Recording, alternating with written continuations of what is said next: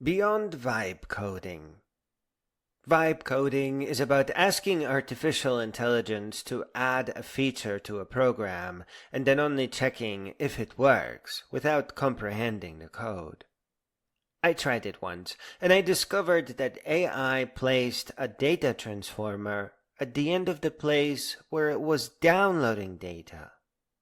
Technically correct, but it would be very bad if you hope to reuse the downloader, because it returns something that's part of something else. Vibe coding is a temporary problem. As large language models improve, the issue will completely go away. Even so, I tested a new, more structurally sound approach where you speak very clearly about program architecture, and the results were extremely nice. Very roughly speaking, the main technique that does the architecture is called a DSL, a dotted notation DSL, sometimes also called a fluent API, where DSL stands for domain-specific language. So, anytime you come up with a vocabulary for any reason, you can just refer to it as a domain-specific language, a DSL. Done right, it also has been referred to as writing down the code of your dreams, which is how I think about it. You just have to take an extra second to make sure that the words don't just flow together, but are very meaningful. In fact, the best way of expressing something. Instead of saying app.useradd user pass, you say application.account.signUp user pass. It just flows. It's very fluent. It is a language specific to the domain of your application, and it sounds as English as programming can possibly get. Instead of crazy functions or commands that you have to look up, like on Unix, for example, you have account, change password, system, send email, account, upgrade to pro, product, purchase, home, find all light, each light dot turn on. Not only can you tell what's going on, but you can probably remember it, and it reads beautifully and clearly. So, the problem with decorating your program with a beautiful, dreamy, domain-specific language is it will, one way or another, take a lot longer to code everything. These are extra steps, sometimes large extra steps. No one can justify an extra month of development just to speak beautifully. And you know it. In some cases, this beautiful code would take an extra year. It would totally happen, and probably a lot more often than we imagine.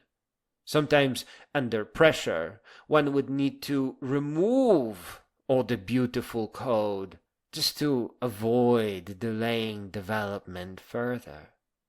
So a beautiful, flowing, domain-specific language is scary.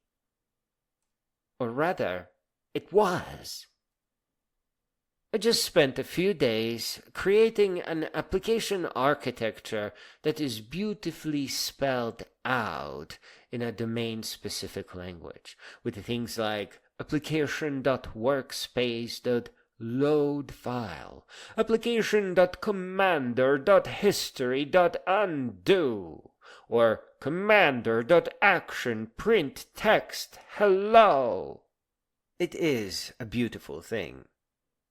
For the purpose of testing, I avoided putting in code beyond the structural stuff. I didn't really program the application. The DSL took a lot longer than just doing it the ugly way. And for the purpose of this test, I wanted to create a structural skeleton. Then I told the AI to try to fix the program that I spent all those hours pampering and familiarizing myself with. It made a very powerful pass, adding code that the DSL described so very well. I created an extremely sturdy skeleton, and the AI understood everything perfectly. I carefully examined some 400 lines of code of the now 600-line program, and it is perfect. There are absolutely no sequence problems. Everything is in the right spot because of spelling everything out so nicely. If you map your program out with nested objects like application.commander.actions, and then all the functions, the stuff that actually gets executed, like undo, redo, load, save, start, stop, exit, add scene, open window, the AI will perfectly understand the code. And then you can easily tell it to add stuff, which is an act of refactoring. This is not really like the dark magic of vibe coding, because the beautiful DSL shows where everything goes.